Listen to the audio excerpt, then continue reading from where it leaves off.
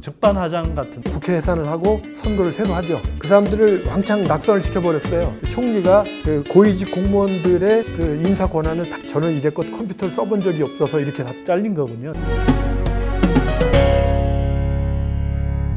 자, 연 박사님, 앞에서 우리가 이제 한일의 디지털 문화의 차이 이런 것도 좀 알아봤고, 박사님, 이거 진짜 궁금합니다. 어쨌거나 한일 간의 갈등이 발생한 게 한국 사람이 보자면 과거에 저질렀던 만행을 반성하기는커녕 오히려 자기네들 뜻대로 되지 않는다라고 한국의 주력 산업인 반도체 산업을 타격하기 위한 그런 이제 소재 공급을 하지 않겠다 이런 식으로 나온 거 아닙니까? 그래서 한국인 입장에서 보면 이제 문재인 대통령께서도 표현하셨지만 적반하장 같은 느낌이 들기도 하고요. 일본의 그 아베 정부의 이제 뒷배에 일본 회의라는 우익 세력도 있는 것 같고, 또 한편으로는 아베의 장기 집권을 가능하게 했던 소선거구 제도의 문제점도 있는 것 같고, 하여튼 여러 가지 내용들이 있을 텐데 한마디로 줄여서 일본 정치 왜 이렇게 타락하고 극우화됐나, 이것 좀 한번 짚어주시면 좋을 것 같은데요. 그래요. 그 김대중 오부지 시절로 돌아가자. 예, 그 시절로 돌아가자라는 신문의 사설을 봤어요.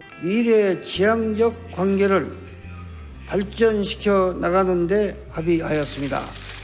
그래서 그때 일본 정치와 지금의 일본 정치의 그 변천 생각해 봤어요. 예, 그래서 왜 이렇게 바뀌었는지 보니까 이렇게 된 것 같아요. 제가 정리해 보면 그 오부지 총리가 있었던 그 시절에는 일본에 극우가 있었고 중도파가 있고 좀 좌파가 하나의 자민당 안에 들어있어서 서로 간에 견제를 했었어요.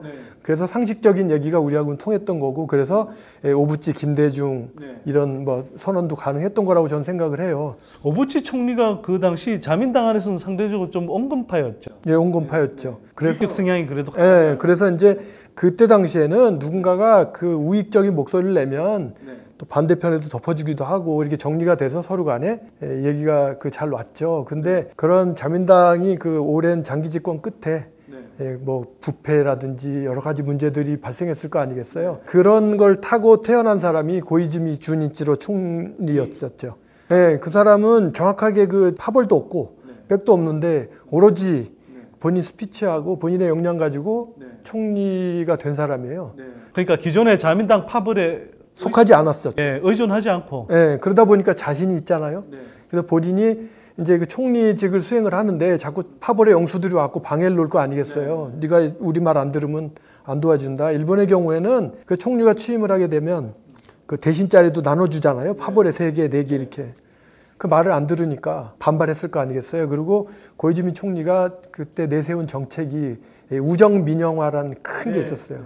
우정민영화를 내세웠는데 기존 세력은 다 반대했던 거죠. 표밭이니까. 그래서 이 사람이 중의원을 해산하고 국회 해산을 하고 선거를 새로 하죠. 할 때 우정민영화에 찬성이냐 반대냐 이렇게 해가지고 소위 그때 일본에서 나온 말이 극장형 정치예요. 그래서 소선구제의 특징상 그 총리의 어떤 인기도나 이런 거하고 후보자의 인기에 따라서 막 오른쪽 왼쪽으로 막 쏠리는 건데, 그때 당시에 이제 그 강력하게 반대했던 영수들 있잖아요. 파벌의 영수들. 이분들한테는 아주 유명한 연예인을 갖다 붙여서 싸움을 시킨다든지, 그래서 그걸 자객이라고 그랬어요. 자객공천을 했다. 네, 자객공천을 해서 그 사람들을 왕창 낙선을 시켜버렸어요. 그래서 한번 물갈이가 됐고, 그 상태에서 이 사람이 키운 사람이 아베였던 거죠. 그래서 아베를 고이즈미가 키운 사람이 아베예요. 그래서 아베는 그때 당시에 관방장관을 했었고, 고이즈미의 또 하나의 큰 공적이 뭐였냐면 납치 피해자라고 해서 북한에 납치되었던 일본인들을 다시 돌려오는 그 협상을 해가지고 어쨌든 몇 명이 왔잖아요. 그래서 왔는데 북한하고 일본은 일단 이 사람들이 왔지만 다시 돌려보내자. 그리고 이 사람들이 다시 오기로 이렇게 합의를 했다고 해요. 그랬는데 왔는데 아베가 안 보낸 거죠. 그렇게 해서 이제 북한하고 틀어지게 된 거고.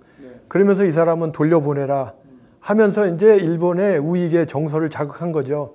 북한을 대상으로 분노를 끓도록 만들어서 그 표를 일본의 우익들이 끌어안은 것이고, 고이즈미 총리 뒤에 아베는 그 인기를 가지고 총리 대신이 됐던 거죠. 그렇게 해서 아까 말씀드린 그 온건파, 그 다음에 극우, 좌파 이 세 세력에서 거의 우익 세력이 장악하게 되는 과정이에요. 그게 1차였었고요. 그랬는데 아베가 집권한 뒤에 이제 여러 가지 문제들이 발생을 해요. 예를 들어서 국민연금, 우리들도 국민연금 하지만 국민연금을 다 냈었는데 국민연금을 국가가 전산 처리하는 과정에 있어서 5천만 건이나 되는 데이터가 사라져서 멀쩡하게 국민들이 자기 연금이 없어져 버린 이런 상황에 국민들은 분노했고, 그 다음에 이제 관료들이 자기 앞가림 하느라고 국민의 세금을 빼먹는 뭐 낙하산 인사라든지 이런 것 때문에 여러 가지 문제가 있었어요. 그래서 분노한 시점에 민주당이 정권 교체를 내걸고 그야말로 70년 만에 정권 교체를 실현하죠. 그게 금융위기 직후여서 그렇죠. 이제 그 여파도 있었죠. 그래서 그 이제 민주당이 집권을 했는데 아시다시피 이게 민주당이 집권을 처음 했잖아요. 이게 누구나 뭐 우리 우스갯소리 그러지만 완장 참은 사람이 달라지잖아요. 이제껏은 야당 의원이라 그래갖고 상대도 안 해줬었는데 다르지 않습니까? 그러다 보니까 뭐 말도 실수하고 정책의 실패도 있고 뭐 그런 여러 가지 와중에 그 아시다시피 동일본 대지진이 일어나서 쓰나미가 와서 이 후쿠시마 원자력 발전소 폭발 사고도 있고 사고 대처 능력의 그 미비함 이런 것들 포함해서 이제 국민들이 그 민주당 정권에 실망을 하고 불과 2년 만에 바뀌지 않습니까? 바뀌고 다시 들어온 게 아베 총리잖아요. 제2차 아베 총리. 이때 일본은 아까 말씀하신 그 아베 총리 뒤에 있던 일본 회의와 아베는 같이 힘을 합쳐서 메인스트림을 전부 장악을 하죠. 그래서 아베 총리의 장관들은 전부 거의 90%가 일본의 사람들이 장악을 하게 되는 거고, 그렇게 해서 이제 됐고요. 그 뒤로 일본은 총선을 몇 번이나 치르지 않습니까?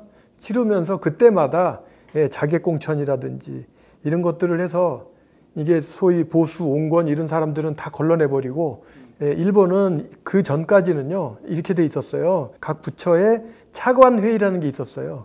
그 차관회의가 있어서 차관들끼리 모여서 정책 도정을 다 하고요. 대신 장관은 거의 아무것도 안 해도 됐어요. 그래갖고 국가 운영을 했었어요, 관료가. 그래서 오직하면 차관은 다 관료 출신이고, 그 차관의 톱이 사무차관이고 사무차관이 실질적인 업무의 톱인 거예요. 의사결정도 다 하고. 그래서 오직하면 일본은 관료 내각제라고 했을까요? 그러니까 국회의원은 아무것도 안 해도 됐어요. 그랬는데 이 관료 내각제가 있었는데 엄청나게 관료들 때문에 나라가 썩었다 그래서 관료를 엄청나게 괄시를 해요. 그러면서 사무차관 회의도 없애버리고 정치 주도를 한다고 해서 인사권도 사무차관한테 있었던 인사권을 내각 인사국이라고 그래서 그걸로 다 가져가요. 그러니까 예전에는 그 각 부처의 실국장을 사무차관이 다 인사를 했어요. 그러니까 그 부처의 독립이 이루어졌던 거죠. 뭐 저기 총리가 이거 하라 그런 데서 이렇게 되는 게 아니었어요. 그랬는데 지금은 총리가 그 고위직 공무원들의 그 인사 권한을 다 쥐고 있는 거예요. 그렇게 하고 아까 말씀드린 사무차관이 없어졌으니까 대신이 의사결정을 하는 거예요. 근데 이 대신들이 전부 아베 총리의 측근들이잖아요. 그리고 어찌 보면 뭐 전문성 측면에서 많이 떨어지는 사람들일 수도 뭐 그럴 수도 있죠. 그런 대표적인 사람 중에 어떤 사람이 있을까요? 구체적으로 이제 그 장관들 면면을 보시면 올림픽의 사이버 담당 대신이 계셨는데, 올림픽 관련해서 사이버 세큐리티 담당 대신이 국회 답변에서 이런 얘기를 하죠. 야당 의원 질문에 그 저기 뭐 사이버 세큐리티는 충분하게 안전을 담보할 수 있습니까라고 얘기했더니 대신이 뭐라고 답변을 하냐면 저는 이제껏 컴퓨터를 써본 적이 없어서 이렇게 답변을 해요.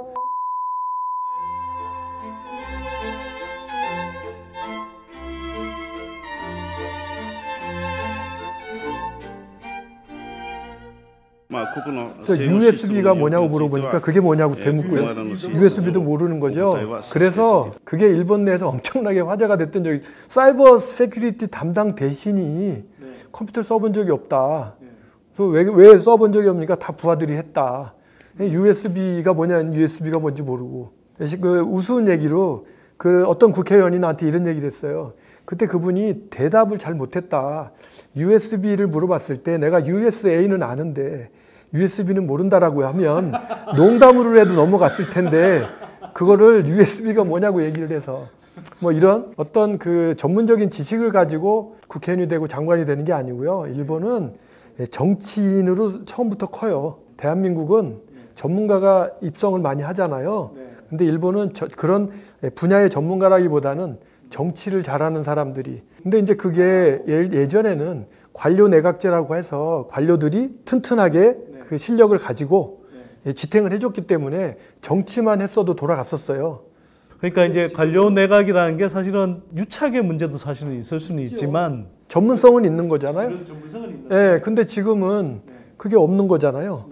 그러다 보니까는 장관의 역량에 따라서 달라질 수 있는 거잖아요. 예를 들면 일본은 그 외무성하고 경제산업성이 그렇게 앙숙이라고 해요.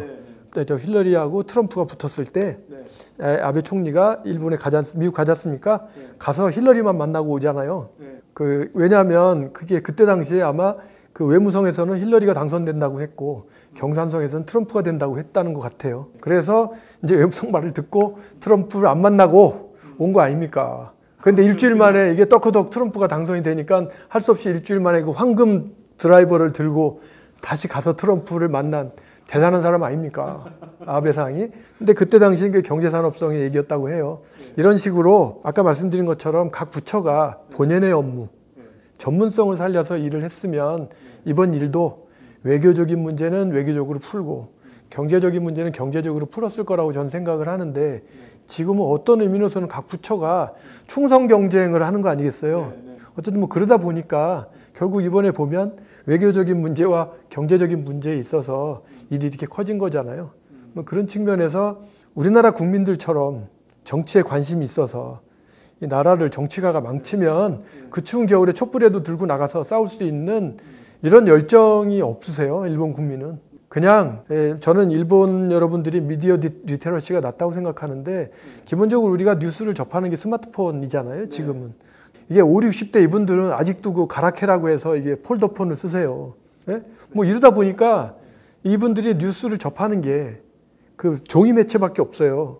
근데 이 언론 자체도 일본 정부가 거의 다 장악을 해서 지금은 NHK에는 군이야라는 아주 정부의 바른 소리를 하는 유명한 앵커가 뭐 아베 총리 관저에 입김해서 잘렸다고 하고 TBS의 키시라는 해설위원도 또 눈에 나서 잘렸다고 하고 아사히의 후르타테라는 앵커도 잘렸다고 하고 뭐 이런 식의 얘기들이 되게 많아요. 그러니까 나름 비판적인 사람은 다 정리되는 거죠.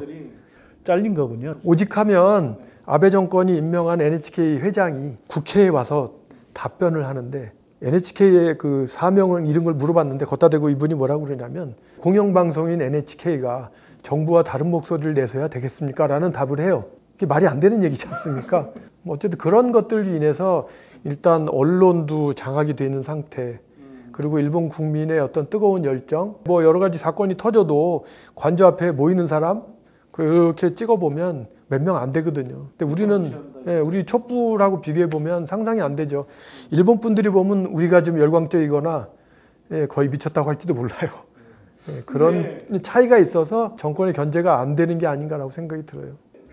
이른바 조국 사태 관련해서 한국 언론도 난리지만 일본 언론들이 그렇게 난리라면서요. 그 남의 나라 법무장관 된 사람에 대한 보도를 뭐 그렇게 아침, 점심, 저녁으로 할 만큼 그렇게 중대한 뉴스인가요? 제 생각에는 일본 사람들이 한국 정부를 엄청나게 걱정해 주는 것 같아요. 조국 후보자 그 딸 얘기하고 그 부인 얘기만 한 달 내내 나오는 거 보고선 도저히 한국을 사랑하지 않고서는 있을 수 없다는 생각이